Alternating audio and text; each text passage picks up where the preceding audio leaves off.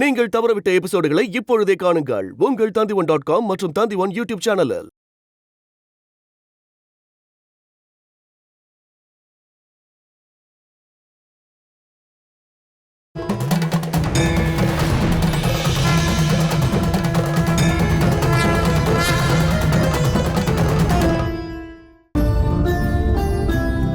சாப்பிடு. வேண்டாம், நான் இத கொண்டு போறேன். கொண்டு போய் குட்டி மாவுக்கும் மல்லி அம்மாவுக்கும் கொடுக்கறேன். அவங்களும் சாப்பிடுவாங்கல்ல. அவங்களுக்கு நான் பார்க்க வரும்போது கொண்டு வந்து கொடுக்கறேன். இப்போ நீ இத சாப்பிடு. இப்பவே சாப்பிடணுமா? ஆமா, உனக்கு என் மேல எந்த கோவமும் இல்லைன்னு நான் நம்பணும்ல. அப்படின்னா நான் இப்பவே சாப்பிடுறேன்.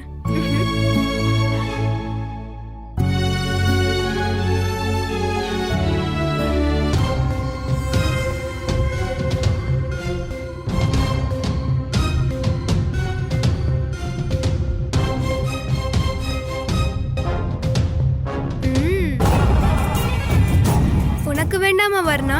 நீ சாப்பிட வேதா. ம். நான் சாப்பிட்டு தான் வந்தேன். நீ சாப்பிடு, அதுதான் எனக்கு சந்தோஷம்.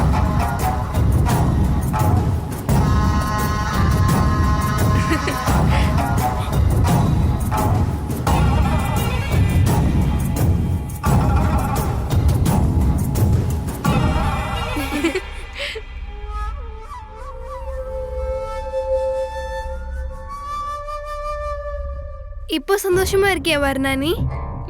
ரொம்ப சந்தோஷம். என் அம்மா கிட்ட போய் நான் சொல்லுவேன், வேதா கூட பேசினதும் சாப்பிட்டதும் அவ கூட தோழியானதையும். அம்மா சந்தோஷப்படுவாங்க. சரி, நீ கிளம்பு வேதா. ம், சரி.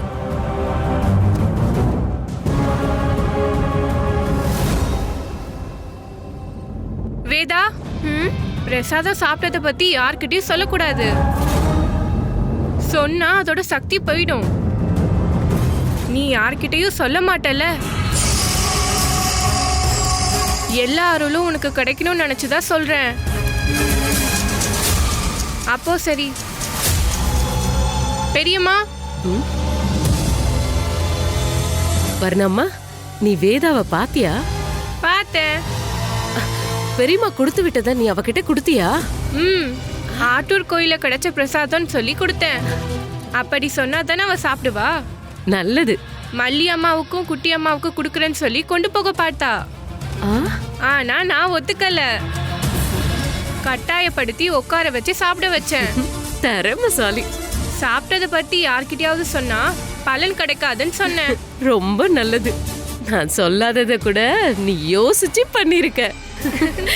நீ இளவரசியா இருக்கிறதுனால தான் உனக்கு இந்த அளவுக்கு அறிவு இருக்கு. பெரியம்மா, அது நிஜமா என்ன? நான் உங்ககிட்ட அவ என்னை விட நல்லா நாட்டியம் ஆடக்கூடாதுன்னு சொன்னேன். அவ சாப்பிட்டதும் அதுதாம்மா. அவளுக்கு ஒன்னும் ஆகாது.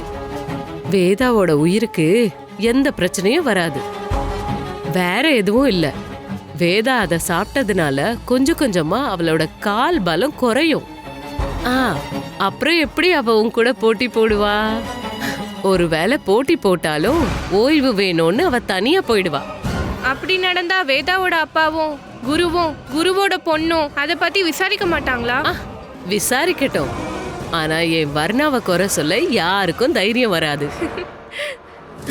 என் வர்ணா ராஜகுமாரி இல்லையா? நான் அதை கொடுத்தேன். வேதா அதை சாப்பிட்டு நடந்து போகும்போது என்னன்னு தெரியல, மனசு ரொம்ப கஷ்டமா இருந்துச்சு. இந்த நாட்டை ஆள போற இளவரசிக்கு ஒரு ஆளை மட்டும் நினைச்சு குழப்பமும் கஷ்டமும் வரக்கூடாது. இந்த நாட்டை ஆள போற ராஜகுமாரி தானே நீ. நீ யோசிக்க வேண்டியது இந்த நாட்டையும் நாட்டோட மக்களையும் பத்தி தான். பெரியம்மா எதுக்காக இவ்ளோ கஷ்டப்படுறேன்னு தெரியுமா? எல்லா நாட்டுக்கும் சொல்லணும், தேசமங்கலத்துல ஒரு இளவரசி வளர்ந்துட்டு இருக்கா, அவளை தோக்கடிக்க யாராலையும் முடியாதுன்னு. அவ தேசமங்கலத்தோட வீரமங்கைன்னு. அத கேட்க உனக்கு ஆசை இல்லையாமா? இனிமே நீ வேணா பாருமா. நாட்டியமா இருந்தாலும் வேதம் படிக்கிறதா இருந்தாலும் நீ வேதாவை கண்டிப்பா தோக்கடிப்ப. சதியால மட்டும் இல்ல, திறமையால ஒருத்தரை தோக்கடிக்கணும்னு குருநாதர் சொல்லிருக்காரு. அது குருவுக்கு தெரிஞ்ச வழி. ஆனா ராஜாங்கெல்லாம் நடுராத்திரியில படைய கூட்டிட்டு போவாங்கல்ல. எதிரியோட சதிய படையோட தோக்கடிக்கிறாங்கல்ல, போர்ல தளர்ந்து போறவங்கள அடிக்கிறாங்க இல்லையா, அதுதான் ராஜாவோட வழி. அதுதான் இந்த நாட்டோட ராஜாக்களுக்கு பெருமையும் சிறப்பும். இப்ப நீ செஞ்சதும் எதிரிய அழிக்கிறதுக்காக தான். அது கண்டிப்பா தப்பே இல்ல. நீ பண்ண விஷயம்தான் ரொம்ப சரி.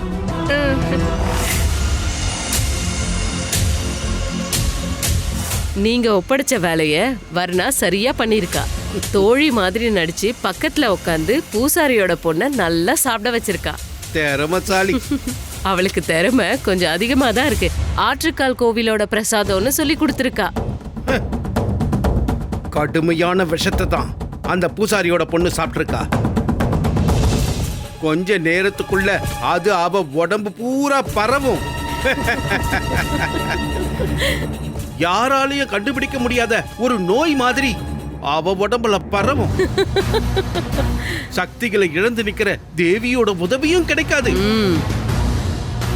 எல்லா பூஜைகளும் தெரிஞ்ச அவ அப்பாவோட உதவியும் அவளுக்கு கிடைக்காது. அதே நேரம் ஜனங்களோட மனசுல ஒரு புது கதைய சித்திரபான உருவாக்குவேன். நாம சொல்றத கேட்காம மல்லியோடையும் அவளோட பொண்ணு கூடவும் பழகினதால தான் கடவுள் தண்டனை கொடுத்தாருன்னு சொல்லுவேன். மக செத்ததுக்கு அப்புறம் தேசமங்கலத்தோட பூசாரி அதுக்கப்புறம் இங்க இருக்க மாட்டான், திரும்பி போயிடுவான். அதோட தேசமங்கலத்துல மாற்றங்கள் வர ஆரம்பிக்கும். சித்திரபானு நினைச்ச மாதிரியான மாற்றம். யாருக்காவது இந்த சதி தெரிஞ்சிட்டா? தெரியாது. அத பத்தி சர்ச்சை வரும்போதே எல்லாம் முடிவுக்கு வந்துரும்.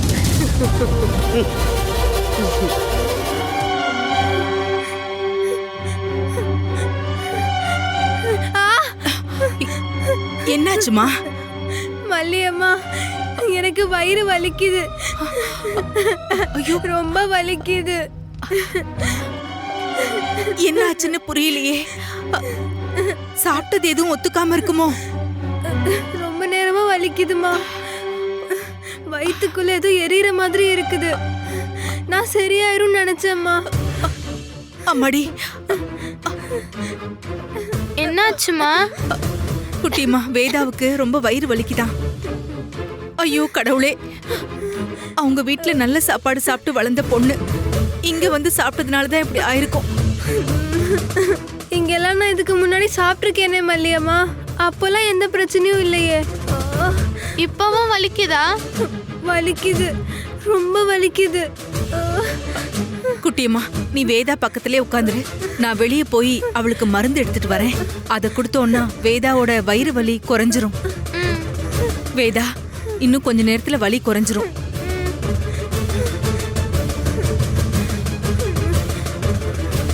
அம்மாவுக்கு மருந்தெல்லாம் தெரியும் வேதா. எனக்கு அடிக்கடி வயிறு வலி வரும்போது அம்மா மருந்து கொடுப்பாங்க. உடனே வயிறு வலி குறைஞ்சிடும். கவலைப்படாத என்ன.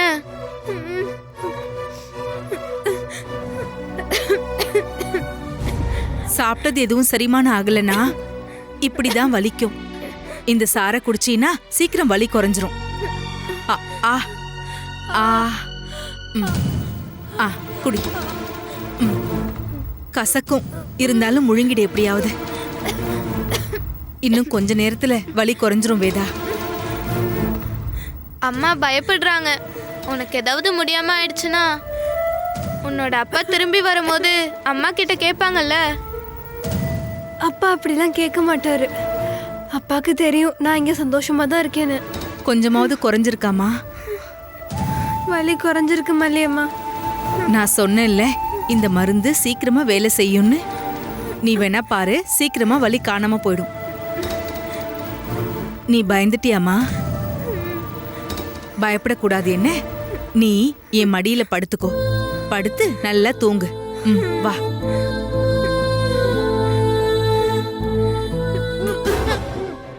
அம்மாடி, வேதா குட்டி. என்னாச்சு? ஐயோ, வேதா. வேதா எனக்கு வலிக்குது மல்லியம்மா. வேதா எனக்கு ரொம்ப வயிறு வலிக்குது. வேதா அம்மா தேவி, இந்த ராத்திரியில நான் என்ன பண்றது? நான் இப்ப எங்க போய் மருந்து வாங்கிட்டு வருவேன்? அம்மா அழாதம்மா. குட்டிமா, நான் ஏதாவது ஒரு வைத்தியரை பார்த்துட்டு வரேன். வேணாம் மல்லியம்மா, இந்த ராத்திரியில நீங்க எங்கேயும் போக வேண்டாம், நான் தாங்கிக்கிறேன். அதெல்லாம் பரவாயில்லம்மா. உன்னை இந்த நிலைமையில பார்க்க என்னால முடியல. பரவாயில்லம்மா. குட்டிமா, நீ வேதாவை கொஞ்சம் பார்த்துக்கோ.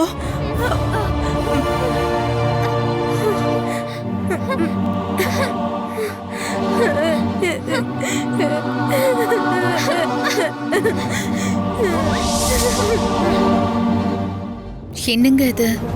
இந்த ராத்திரியில அந்த பொண்ணுக்கு இப்படி ஒரு நோய் வந்திருக்கு, அதுவும் அவங்க அப்பா ஊர்ல இல்லாத சமயத்துல. எனக்கும் தெரியல. அவருக்கு செய்ய வேண்டிய கடமையை நான் செஞ்சுட்டேன். ஒருத்தர் இல்ல, 4 வைத்தியர்களை நான் அனுப்பி வச்சேன் குழந்தைக்கான நோய் என்னன்னு கண்டுபிடிக்க சொல்லி. ஆனா அவங்க யாராலையும் நோய் என்னன்னு கண்டுபிடிக்க முடியல.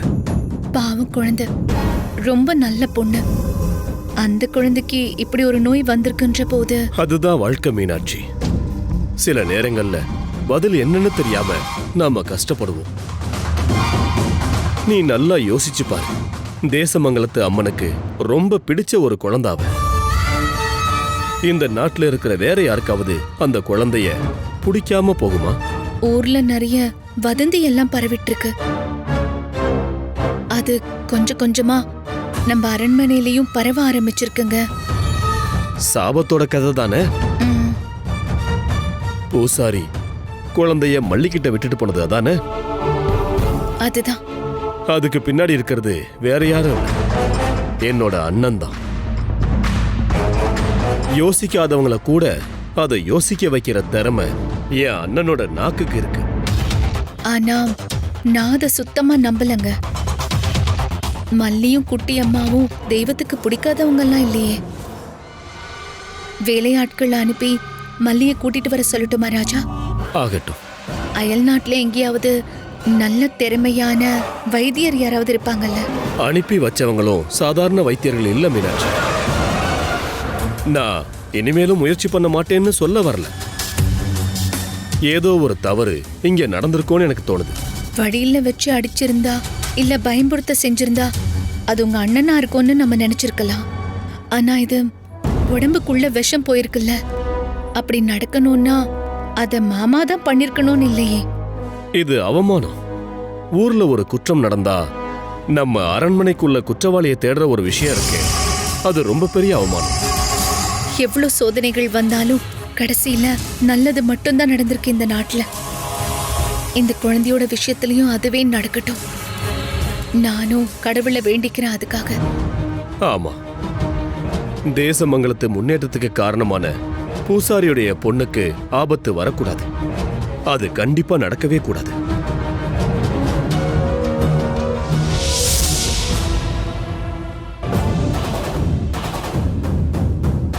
நான் செஞ்ச பூஜை எல்லாம் சரியா இருக்குமான்னு நீங்க சந்தேகப்பட்டீங்கல்ல, இப்ப என்ன சொல்றீங்க? தேசமங்கலத்துக்கு தேவியோட அருள் இப்ப இருக்கா? இருந்திருந்தா பூசாரியோட பொண்ணுக்கு இவ்வளவு பெரிய ஒரு ஆபத்து வந்திருக்காது இல்ல? என்னோட சந்தேகம் தீர்ந்தது. தேவியோட சக்தி மொத்தமா அழிஞ்சிடுச்சு.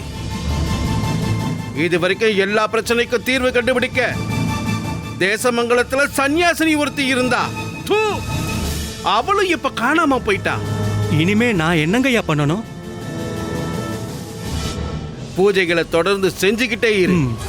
தேசமங்கலத்து அம்மாவுக்கு சக்தி போயிடுச்சுங்கிற விஷயம் இந்த ஜனங்களுக்கு எப்பவும் தெரியவே கூடாது. அது தெரியறதுக்கு முன்னாடியே என்னோட எல்லா ஆசைகளும் நிறைவேறியே தீரணும். உண்மைய சொல்லணும்னா ரொம்ப பயத்தோட தான் நீங்க என்ன கூப்பிட்டு அனுப்புனப்போ நான் தேசமங்கலத்துக்கு வந்தேன். தேசமங்கலத்தோட அம்மனோட பெருமையெல்லாம் நான் கொஞ்சம் நஞ்சம் கேள்விப்படல. அப்படியா? கோவிலோட கருவறையில அம்மனுக்கு முன்னாடி உட்கார்றதுக்கு வாய்ப்பு கிடைக்கிறது அவ்வளவு சாதாரண விஷயம் இல்ல. அது எனக்கு தெரியும். அதனால தானே தேசமங்கலத்திலையும் வெளியூர்கள்லயும் மந்திர தந்திர வித்தைகள் தெரிஞ்ச எத்தனையோ பேர் இருந்தாலும் நான் உங்களை தேடி வந்தேன்.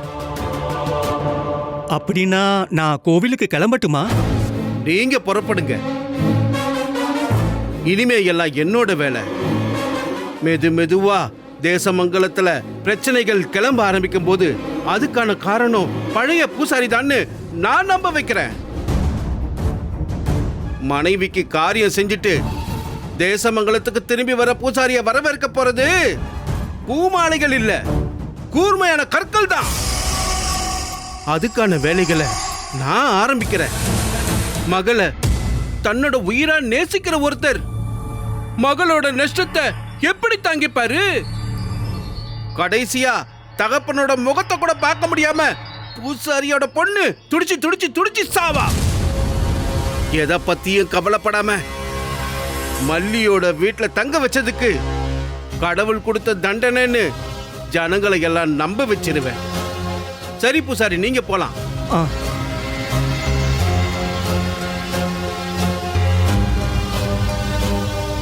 மல்லி, தேசமங்கலத்தின் வருங்கால ராஜாவோட முகத்துல நீ அரைஞ்சல்ல, அப்ப ஆரம்பிச்சது உன்னோட உன் கூட இருக்கிறவங்களோட அழிவு. முதல்ல பூசாரியோட பொண்ணு, அதுக்கப்புறம் அவளோட அப்பன், அதுக்கு அப்புறம் கொடுக்குறேன் உனக்கும் உன் பொண்ணுக்குமான தண்டனைய என்னோட பரிசா. அம்மாடி, இந்த மருந்த குடி. மல்லியம்மா, உண்மையிலேயே எனக்கு என்னதான் ஆச்சு? ஏன் எனக்கு இப்படி எல்லாம் நடக்குது? ராஜா அனுப்பி வச்ச வைத்தியர் தானே வந்து பார்த்தாரு. அவர் பெரிய வைத்தியர். இந்த மருந்த குடிச்சா உன் வலி சரியாயிடும். எனக்கு எனக்கு என் அப்பாவை பார்க்கணும் போல இருக்கு மல்லியம்மா. இங்க பாருமா, இப்படி எல்லாம் பேசி என் மனசை கஷ்டப்படுத்தாத. அப்பா திரும்பி வர்றதுக்கு இன்னும் நிறைய நாள் ஆகும். அது வரைக்கும் நீ கொஞ்சம் காத்துக்கிட்டு இருக்கணும். வேதா குட்டிக்கு ஏதாவது ஆயிடுச்சுன்னா அப்புறம் எல்லாரும் என்னதான் குறை சொல்லுவாங்க. என் கூட நீ தங்கினதுனாலதான் இப்படி ஆயிடுச்சுன்னு சொல்லுவாங்க. நானும் குட்டிமாவும் உன்னை சரியா பாத்துக்கல, அதான் இப்படி ஆயிடுச்சுன்னு சொல்லுவாங்க. அழுவாதீங்க மல்லியம்மா, நான் குடிக்கிறேன்.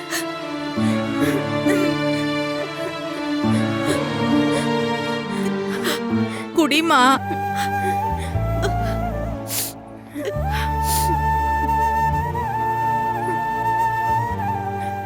அம்மா, இவ்ளோ நேரமா நான் பார்த்துட்டு இருக்கேன். வைத்தியர் இன்னும் வரவே இல்லையேம்மா. ஒருவேளை அவரு வேற எங்கேயாவது போயிருப்பாரு, வேற ஏதாவது தேவைக்காக. வேதா, நீ மருந்து சாப்பிட்டியா? வேதா ரொம்ப கவலையா இருக்காமா. வேதா அவ அப்பாவை பாக்குறோன்னு சொல்றா. கடவுளே, என் வேதாவை ஏன் இப்படி சோதிக்கிறீங்க? வேதா ரொம்ப நல்ல பொண்ணுல, அவளை எப்படியாவது சீக்கிரமா குணப்படுத்துங்க. வேதாவோட நோய் குணமாயிடுச்சுன்னா நான் என்ன வேணாலும் பண்றேன். என்னோட வேதாவை இன்னும் கஷ்டப்படுத்தாதீங்க கடவுளே.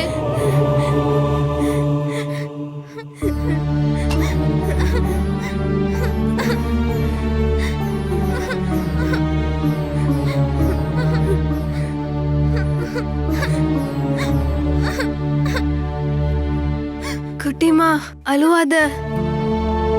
வேதா, நீயும் வேண்டிக்க. எல்லாம் கடவுள் குணமாக்கிடுவாரு. வேண்டிக்க. திரையம்பகம். அம்மா தாயே, என்னோட பொண்ணுக்கு எதுவும் ஆயிடக்கூடாது. என் உயிரை வேணாலும் நீங்க எடுத்துக்கங்க. பூசாரி திரும்ப வரும்போது எந்த பிரச்சனையும் இல்லாம வேதாவை திரும்ப ஒப்படைக்க என்னால முடியணும். வர்ணாமா, ஏன் இங்க நீ தனியா உட்காந்துருக்க? வேதாவை பத்தி நினைச்சிட்டு இருக்கேன். எல்லாரும் சொல்றாங்க வேதா விஷம் சாப்பிட்டுட்டான்னு. அது நிஜமா பெரியம்மா? உன்னோட அப்பா அப்படி சொல்லிட்டு இருந்தத நானும் கேட்டேன், அவ்வளவுதாம்மா. பெரியம்மா, நான் வேதாக்கு கொடுத்த சாப்பாடு தான் அதுக்கு காரணமா? அச்சச்சா, நீ என்னம்மா சொல்லிட்டு இருக்க? அதுல வேதாவுக்கு கெடுதல் வர மாதிரி ஒன்னும் கொடுக்கலையே. உனக்கு முன்னாடி நாட்டியத்துல வேதா தோக்கணுங்கிறதுக்காக மட்டும்தான். இருந்தாலும் எனக்கு சந்தேகமா இருக்கு, பயமா இருக்கு. வர்ணா குட்டி, இது நீ யார்கிட்டயாச்சும் சொன்னியா? இல்ல, எனக்கு பயமா இருக்கு. கடவுளோட சாபம் அது. பெரியப்பா சொல்றதெல்லாம் சும்மா கிடையாது. வேதா நல்ல பொண்ணு, பெரிய தப்பு எதுவும் பண்ணல.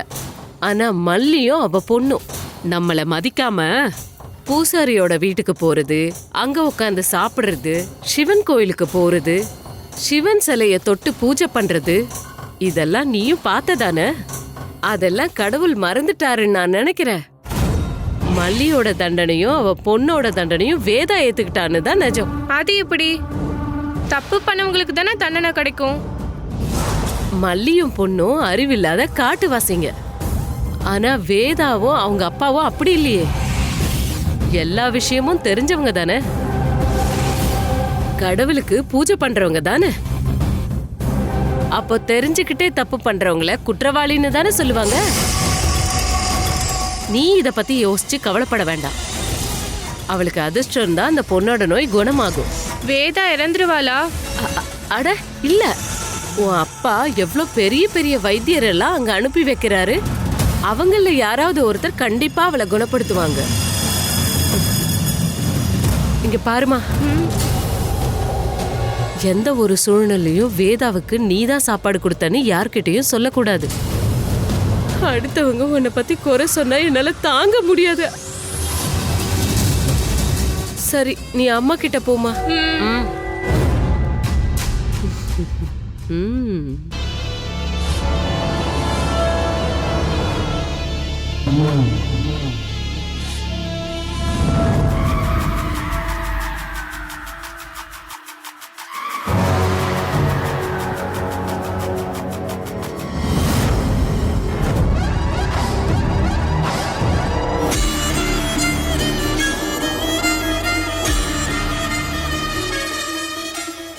அவளுக்கு என்ன? இங்க வந்து சிகிச்சை பார்க்கறதுக்கு நிறைய எதிர்ப்புகள்லாம் வந்தது. ஆனா நான் அதெல்லாம் பெருசா எடுத்துக்கல. ஒரு குழந்தையோட உயிர் சம்பந்தப்பட்ட விஷயம் இல்லையா? சரி, குழந்தையோட அப்பா எப்ப வருவாரு? தெரியாது. வர எத்தனை நாள் ஆகும்னு எனக்கு தெரியாது. அப்படியா? பிரச்சனை கொஞ்சம் பெருசாச்சே. என்னாச்சு? குழந்தையோட உடம்புக்குள்ள விஷம் போயிருக்கு. ஐயோ கடவுளே! அதுவும் ரொம்ப வீரியமுள்ள விஷம். உடம்புல இருக்கிற எல்லா நாடி நரம்புகளையும் அது பாதிச்சிருச்சு. ஐயோ கடவுளே! மருந்து நான் கொடுத்துறேன், ஆனா அது எவ்வளவு தூரம் வேலை செய்யும்னு என்னால சொல்ல முடியாது. வேற என்ன செய்யலாம்? என்ன செய்யணும்னு நீங்க சொன்னா மட்டும் போதும். மருந்து கொடுங்க, வேண்டிக்கோங்க, அதுக்கப்புறம் கடவுளோட செயல். 3 வேளை இதை கொடுங்க. மற்ற விஷயங்களை நான் ராஜாவை பார்த்து பேசிக்கிறேன். ஐயா, காட்டுக்குள்ள போய் நீங்க சொல்ற எந்த மருந்தையும் கொண்டு வர என்னால முடியும். நான் போய் கொண்டு வரேன். வேதா குட்டியை காப்பாத்துனா மட்டும் எனக்கு போதும். நான் தான் சொல்லிட்டேன்ல, எல்லாம் இனிமே கடவுளோட முடிவுதான்.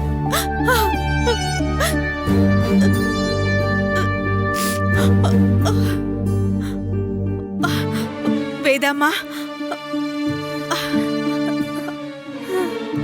வைத்தியர் என்ன சொன்னாரு மல்லியம்மா? என் நோய் குணமாயிடும் சொன்னாரா? குணமாயிடும்மா, சீக்கிரமே குணமாயிடும். அம்மா, நான் எவ்வளோ நேரம் பார்த்த தெரியுமா? எவ்வளோ நேரம் கூப்பிட்ட தெரியுமா? சன்னியாசினி அம்மாவை எங்கேயுமே காணோம்.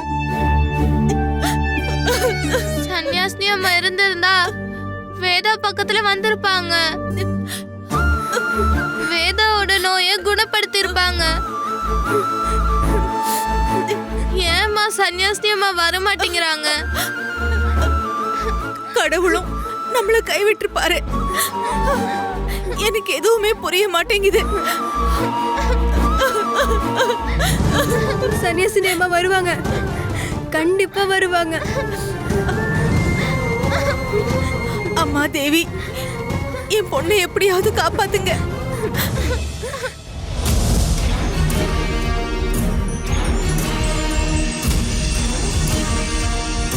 நீங்க ஏன் எதுவும் பேசாம இருக்கீங்க? சொல்றதுக்கு எனக்கு கொஞ்சம் கஷ்டமா தான் இருக்கு. நான் கொஞ்சம் மருந்துகளை அந்த அம்மா கிட்ட கொடுத்துருக்கேன். நோயோட தாக்கம். மன்னிச்சிருங்க ஐயா, உள்ள போன விஷம் எல்லா நரம்புகளையும் பாதிச்சிருக்கு. சீக்கிரமாவே அது மூளையையும் பாதிக்கும். என்னங்க நான் இதுவரைக்கும் கத்துக்கிட்ட வைத்தியத்தை வச்சு பார்க்கும்போது அந்த குழந்தையோட உயிரை காப்பாற்ற முடியாது. வெறும் ஒரு மருந்தால அந்த குழந்தையை குணப்படுத்த நினைக்கிறது நிச்சயமா சாத்தியமே இல்லை. நீங்க என்ன சொல்றீங்க? ஆயுர்வேதத்தையே கரைச்சு குடிச்சவராச்சே நீங்க. சில நேரங்கள்ல நம்மளால எதுவும் முடியாதுங்க ஐயா. இதுல மிச்சம் இருக்கிற ஒரே ஒரு வழி, அதையும் நான் சொல்றேன். என்னது? இந்த உலகத்தையே ஆள்ற கடவுள், மரணத்திலிருந்து கூட நம்மளை காப்பாற்றக்கூடிய அந்த கடவுள், ஒருவேளை ஏதாவது பூஜை பண்ணா கடவுள் அருள் புரிஞ்சாருன்னா அந்த குழந்தை உயிர் பிழைக்க வாய்ப்பு இருக்கு. அது மட்டும்தான் வழி.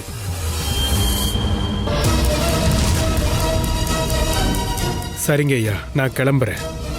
எல்லாம் நல்லதே நடக்கும்னு நம்பிக்கையோட, கடவுள் அருள் அந்த குழந்தைக்கு கிடைக்கணுங்கிற வேண்டுதலோட நான் கிளம்புறேன் ஐயா.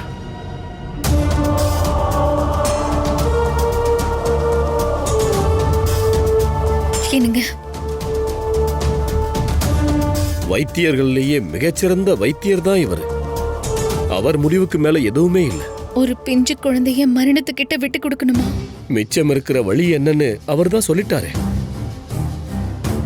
ஜோதிடர் சொல்ற எல்லா பூஜையையும் எந்த குறையும் இல்லாம செய்யலாம். நம்ம நாடும் இந்த நாட்டோட ராஜாவான நானும் காவல் காக்குறோம். இதுக்கு மேல என்ன பண்ண முடியும்னு எனக்கு தெரியல. வேதாவுக்கு ஏதாவது ஆயிடுச்சுன்னா அத பூசாரியால தாங்க முடியாது. அதோட அவர் மனசு உடைஞ்சு போயிடுச்சுன்னா அதோட தேசமங்கலத்து அம்மாவும்.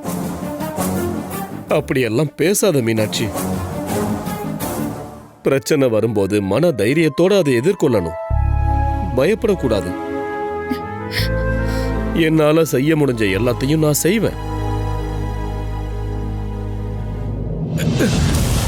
சூரிய நாராயண பூசாரி சாதாரண ஆள் இல்ல, ஜோசியத்துல ரொம்ப வல்லவர்.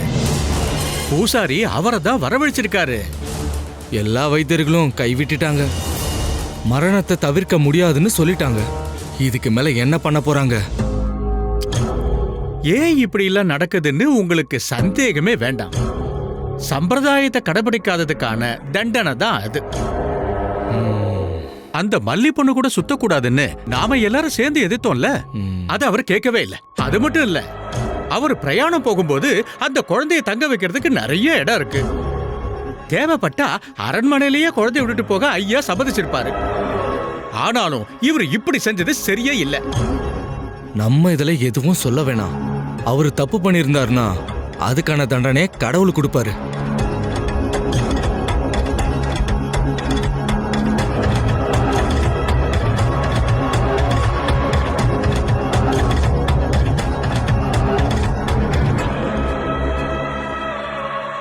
அம்மா மகமாயி, என் தேசமங்கலத்தம்மா, எனக்கு எந்த பிரச்சனையும் வரக்கூடாது.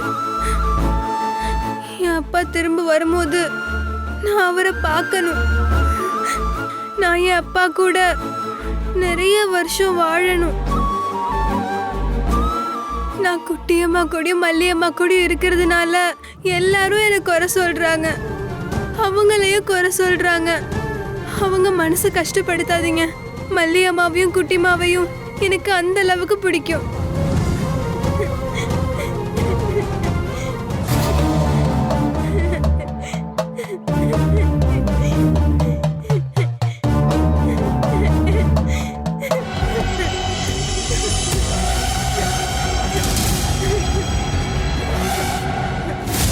இங்க பாரு,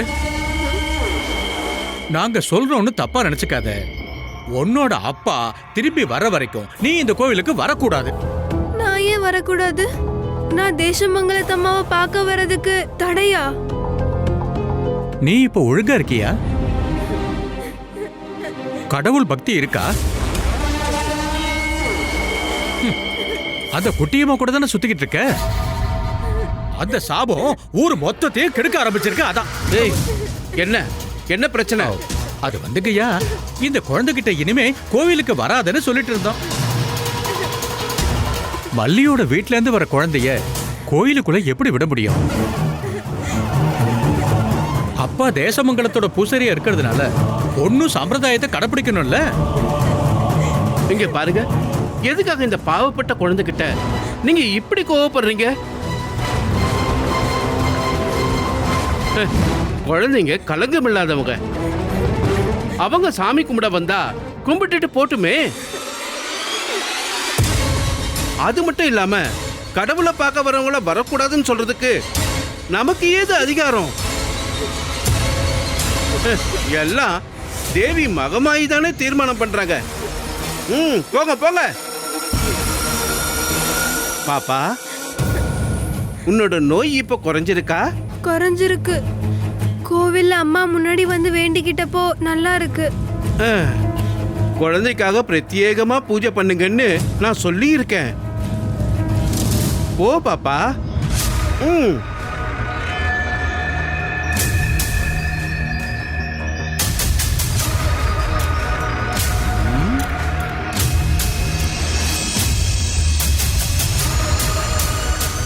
என்னங்க ஐயா இது? அந்த குழந்தைகிட்ட இப்படி பேசுறீங்க? அவளுக்காக நீங்க பூஜையெல்லாம் பண்ண சொல்லிருக்கீங்க. நீங்க சொன்னதுனாலதான் நாங்க இப்படி எல்லாம் நடந்துக்கிறோம். ஆனா நீங்க இப்படி கோவில இருந்து திரும்ப போன இப்ப அந்த பொண்ணு மனசுல சித்ரபானு ஐயா இப்ப ரொம்ப நல்லவர் இல்லையா? மரணம் முடிவான ஒரு குழந்தை கிட்ட தேவையில்லாம எதுக்காக வைராகியத்தை காட்டணும்? விதி முடிவான ஒருத்திக்கு ஒரு உதவி, அவ்வளவுதான். வேற எந்த விஷயத்திலையும் நான் சொன்னதுல ஒரு மாற்றமும் இல்லை. என்னோட குடிசையில வேதா தங்கினதுக்கான தண்டனையாயா இதெல்லாம்? கடவுளால ஏத்துக்க முடியாத எதையும் நானும் என் பொண்ணும் பண்ணதில்லை. நாங்க வர வச்ச ஜோஷியர் சில பரிகாரங்கள்லாம் சொல்லியிருக்காரு. அதை செஞ்சிட்டோம்னா வேதாவோட பிரச்சனை எல்லாம் சரியாயிடும். சொல்லுங்கய்யா, நான் என்ன வேணாலும் பண்றேன். ஜோதிடர் 5 கோவிலை பத்தி குறிப்பிட்டு சொல்லியிருக்காரு. குழந்தைய கூட்டிக்கிட்டு அங்கெல்லாம் போகணும், பூஜைகளை எல்லாம் செய்யணும். அதுக்கப்புறம் எல்லா கோவில்கள்லையும் கொடுக்கக்கூடிய விபூதி பிரசாதத்தை நாம வாங்கணும். அந்த பிரசாதத்தை எடுத்துக்கிட்டு தேசமங்கலத்தம்மன் கோவிலுக்கு வரணும். தேசமங்கலத்தம்மனுக்கு விசேஷமான பூஜை செஞ்சு அந்த தீர்த்தத்தை குழந்தைக்கு குடிக்க கொடுக்கறது தான் இதுக்கான பரிகாரம். குழந்தைய எந்த கோயிலுக்கெல்லாம் கூட்டிட்டு போகணும்னு சொல்லுங்க, நான் கூட்டிட்டு போறேன். அரண்மனையில இருந்தும் ஆளுங்களை அனுப்புறேன், காவலர்களையும் பணிப்பெண்களையும் கூட அனுப்புறேன்.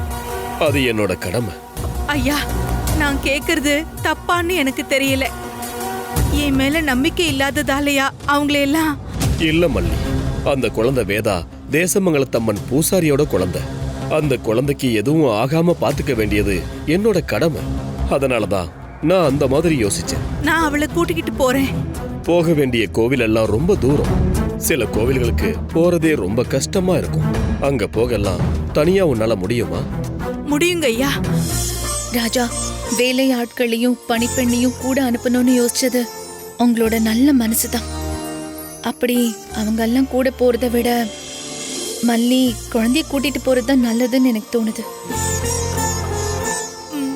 ஒரு அம்மா குழந்தைய பாத்துக்கிற மாதிரி யாரால பாத்துக்க முடியும்? நீங்களே சொல்லுங்க. அப்படின்னா அப்படியே ஆகட்டும். ஒரு விஷயம், பயணத்துல ஏதாவது தடை வந்துச்சுன்னா அந்தந்த நாட்டு ராஜாக்கள் கிட்ட நீங்க பேசுறதுக்கு கோவில் பூசாரி கிட்ட சொன்னா போதும். மீதி உள்ள விஷயத்தை எல்லாத்தையும் நான் பாத்துக்கிறேன். நீங்க போற நாட்டோட ராஜாக்கள் எல்லாருக்கும் நான் ஓலை கொடுத்து அனுப்புறேன். அப்படின்னா அது போதுங்கய்யா. குறிப்பிட்டு இருக்கிற கோவில்கள்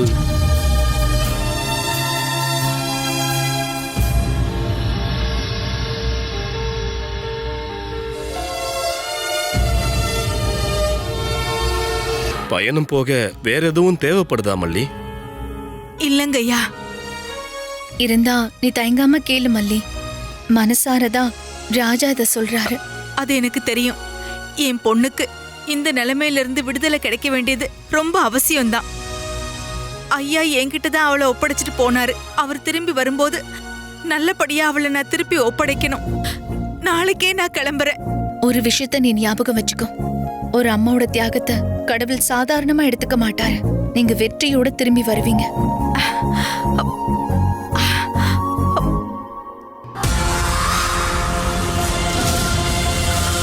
பூசாரியோட பொண்ணு மல்லியோட வீட்ல இருக்கிறது அவளுக்கு மட்டும் இல்ல, ஊர்ல இருக்கிற எல்லாருக்கும் கெடுதல்னு பெரிய பெரிய ஆளுங்களோட காதுல எல்லாம் போய் சேர்த்தோம்.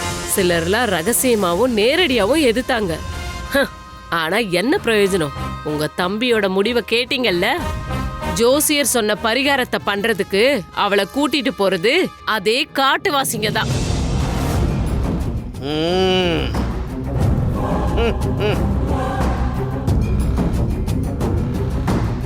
எல்லா கோவிலையும் ஏறி இறங்கி குழந்தைய மரணத்துல இருந்து காப்பாத்தி மல்லியும் பொண்ணும் திரும்ப தேசமங்கலத்துக்கு வந்தா அவங்களுக்கு இங்க கிடைக்க போற இடம் என்னன்னு தெரிஞ்சுக்கோங்க. என்னோட தம்பி எடுத்த முடிவு நல்ல முடிவு தான். அதை விட நல்ல முடிவு குழந்தைய கூட்டிட்டு போனுங்கிற மல்லியோட முடிவு. நீங்க என்னங்க சொல்லிக்கிட்டு இருக்கீங்க? திரும்ப உங்களுக்கு புத்தி சரியில்லாம போயிடுச்சு. சுகன்யா, பூசாரியோட பொண்ணுக்கு பரிகாரம் பண்றதுக்கு தேவைப்பட்டா தன்னோட படைகளையே அனுப்பியிருக்கலாமே நாட்டோட ராஜா. அப்ப என்ன நடந்திருக்கும்? தேசமங்கலத்து ராஜாவோட விருந்தாளிகளா போறவங்களுக்கு நல்ல வரவேற்பு கொடுத்திருப்பாங்கல்ல மத்த நாட்டுக்காரங்க. இப்ப போக போறது யாரு? அழ மட்டுமே தெரிஞ்ச மல்லியும் அவளோட அந்த பொண்ணும். பயணத்துக்கிடையில ஒரு ஆபத்தை உருவாக்க இதை விட சிறந்த வாய்ப்பு வேற எங்க கிடைக்கும்? அப்ப அவங்க போற விஷயம் நடக்காதுன்னு சொல்றீங்களா? நடக்க விட மாட்டேன். குழந்தையோட உயிரை காப்பாற்றணும்னு போறவங்க அவங்களோட உயிரையும் இழந்துருவாங்க. ஒண்ணு வழியில ஏதாவது பிரச்சனை, இல்ல பரிகாரத்துக்காக போற இடத்துல ஏதாவது ஒரு கோவில்ல ஏதாவது ஒரு இடத்துல 3 பேரோட உயிரையும் எடுத்துடுவேன். இந்த மாதிரி இதுக்கு முன்னாடி நீங்க நிறைய பேசிருக்கீங்க. ஆனா எப்பவுமே நீங்க அப்பெல்லாம் ஜெயிச்சதில்ல. அப்போ தேசமங்கலத்து அம்மா சர்வ சக்தியோட இருந்தாங்க. தேசமங்கலத்துல இருக்கிற எல்லா மக்களையும் அவங்க அரவணைச்சுக்கிட்டு இருந்தாங்க. இப்ப அது இல்லைன்னு சுகன்யா நம்பணும். 21 நாட்களுக்கு சக்தியை இழந்திருப்பாங்க தேசமங்கலத்தம்மா. அந்த 21 நாட்கள்ல நானும் நீயும் தேசமங்கலத்தை அடைஞ்சாகணும்.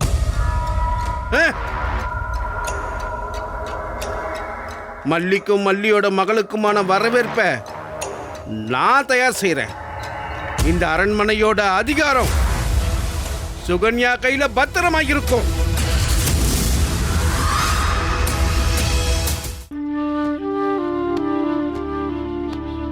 ரெண்டு பேரும் படுத்து தூங்குங்க, நாம காலையிலேயே கிளம்பணும். மல்லியம்மா, நான் உங்ககிட்ட ஒன்று சொல்லட்டுமா? என்னம்மா? தேசமங்கலத்து அம்மாவை போய் கும்பிட்டுட்டு வந்ததுக்கு அப்புறம் வலி கொஞ்சம் குறைஞ்சிருக்கிற மாதிரி இருக்கு. என்ன தேசமங்கலத்து அம்மா காப்பாத்துவாங்க, நம்ம போக வேண்டாம்.